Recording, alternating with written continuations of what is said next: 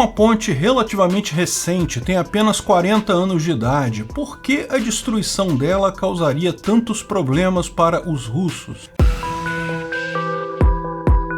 Esse é o Visão Libertária, sua fonte de informações descentralizadas e distribuídas. Essa semana, particularmente nos dias 18 e 19 de julho, as forças ucranianas atingiram a ponte de Antonivka, também conhecida como Ponte de Kherson, na região de Kherson, sul da Ucrânia. A ponte foi atingida por projéteis ucranianos que perfuraram cerca de uma dúzia de buracos que vazaram totalmente a pista e chegaram a avariar elementos estruturais abaixo desta, como cabos de aço de tensionamento e vigas. Originalmente acreditou-se que foguetes HIMARS haviam sido usados para esse ataque, mas o exército ucraniano esclareceu que eles usaram obuses Excalibur de 155 mm. Esses obuses também são guiados por GPS e permitem alcance de até 57 km.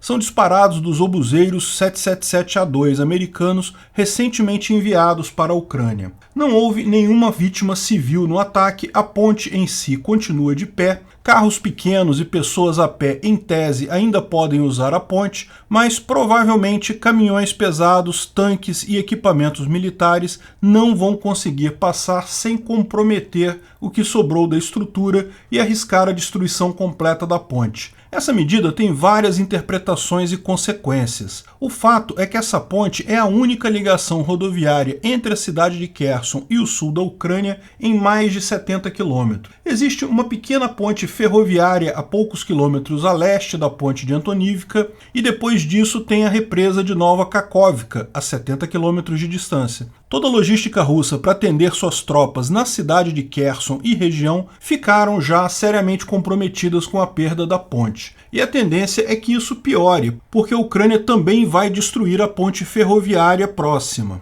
Não vai destruir a represa de Nova Kakhovka, porque isso causaria o alagamento de Kherson com muitas perdas civis, mas está trabalhando para destruir as vias de acesso, de forma que tornaria a passagem por ali também impossível. A passagem seguinte entre o sul da Ucrânia e o oeste fica a mais de 300 quilômetros adiante, em Zaporizhia, e é controlada pelos ucranianos já. Lógico, os russos podem continuar abastecendo suas tropas na margem noroeste do Dnipro através de navios. A ponte é relativamente recente na região, tendo sido construída nos anos 1980. Antes disso, a ligação entre Kherson e o sul da Ucrânia era feita por ferry boats. Portanto, é possível usar esse meio novamente. Também é possível usar o transporte aéreo, mas ambas as alternativas são bem mais complexas e caras do ponto de vista de logística. E isso já começa a mostrar o seu efeito para as tropas situadas na região. Hoje tivemos notícias de falta de munição e suprimentos em conversas interceptadas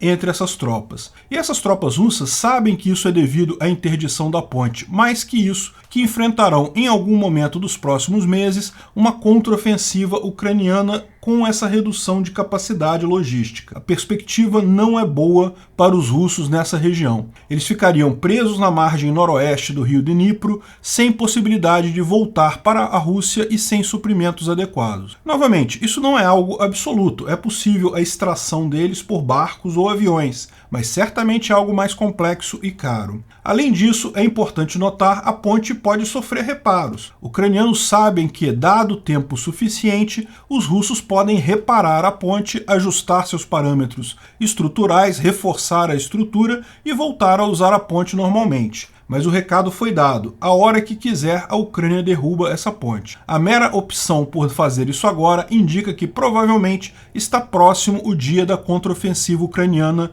na região. Uma vez cortadas as ligações sobre o rio Dnipro, os ucranianos vão visar todos os elementos de logística russos na região noroeste deste e, assim, limitar severamente a capacidade russa de resistir. Lógico, a Rússia não vai devolver Kherson sem brigar, mas os prospectos ficam cada dia mais ruins. Mas além deste aspecto estratégico, atingir essa ponte implica em algumas outras considerações muito interessantes. Primeiro, indica que munição direcionada por GPS, como o Excalibur e o HIMARS, consegue de fato atingir uma ponte com precisão. Isso é um feito impressionante. Embora a ponte tenha um comprimento grande, a largura é de apenas 12 metros. Atingir um alvo de 12 metros de largura a 60 quilômetros de distância é algo que, para a artilharia convencional, é simplesmente impossível. Por isso, as guerras passadas confiava-se a missão de destruir pontes, tipicamente para aviões que voavam até perto do local e atiravam de perto. Mesmo assim, eram precisos muitos tiros para derrubar uma ponte. Estruturas de concreto armado moderno, como pontes, são surpreendentemente resistentes. Mas esse teste mostra que sim, é possível destruir uma ponte à distância com o uso do HIMARS. E vocês sabem qual é a outra ponte que está subentendida aqui, a ponte da Crimeia. Como falamos no vídeo, porque os ucranianos ainda não derrubaram a ponte da Crimeia, há poucos dias atrás, derrubar uma ponte não é algo simples, mesmo com o HIMARS. Mas agora sabemos que é possível. Outro ponto interessante é que a contraofensiva de Kherson poderia ser usada como base para retornar o sul da Ucrânia e até a Crimeia para o controle ucraniano. O grosso das tropas russas já está a noroeste do Dnipro ali, e com a Ucrânia conseguindo anular essas tropas em sua contraofensiva, poderiam usar exatamente a ponte de Antonivka para chegar do outro lado e dali iniciar a retomada do sul. Porém, com a destruição da ponte, isso sugere que a estratégia ucraniana passa por outros meios. Provavelmente a contraofensiva na região de Kherson vai visar apenas recuperar o território a noroeste do Dnipro ocupado pela Rússia. E isso já é muita coisa sim, já vai privar os russos de muito poder de fogo e principalmente vai reduzir o comprimento da linha de frente. Como toda essa área vai estar sob controle ucraniano e protegida pelo rio Dnipro, a quantidade de pessoas para defender essa área fica muito menor, e os ucranianos vão poder direcionar esses soldados para outras partes do campo de batalha. A linha de frente nessa guerra vai reduzir em mais de 200 quilômetros. Isso significa muitas tropas liberadas para outras partes da frente de batalha. E daí, retomar o sul da Ucrânia pode ser feito em uma segunda fase,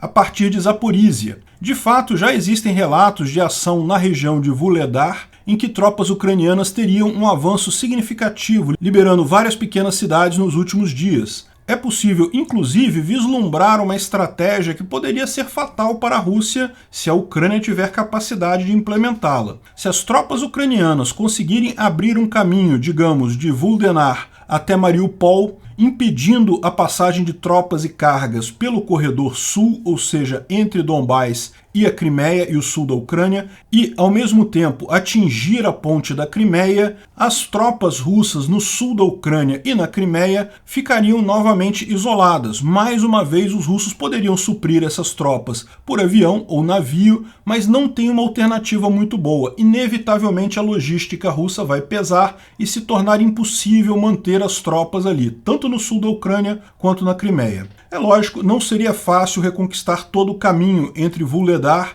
e Mariupol, até pelo fato de Mariupol ser uma cidade grande. Talvez os ucranianos façam o corte em outra cidade menor, como Berdiansk, mas o efeito de impedir o abastecimento a partir de Donbás pela ponte de terra do Azov seria algo trágico para a Rússia. Se isso vai ser feito e quando isso poderia ser feito é difícil de imaginar. Sabemos que os ucranianos estão preparando uma grande contraofensiva. Quando ela acontecerá é difícil de prever. Muito provavelmente em agosto ou setembro, já que em outubro as temperaturas já começam a esfriar na região e as chuvas já trazem a lama em abundância, a chamada Rasputitsa, que atinge no outono e na primavera da região. Os ucranianos têm a vantagem, mesmo nessa situação, por conhecerem melhor o terreno, mas toda a movimentação se torna muito mais complicada. O fato é que a destruição da ponte de Kherson é um sinal de que a iniciativa não está muito distante. Estamos todos aguardando ansiosamente essa contraofensiva.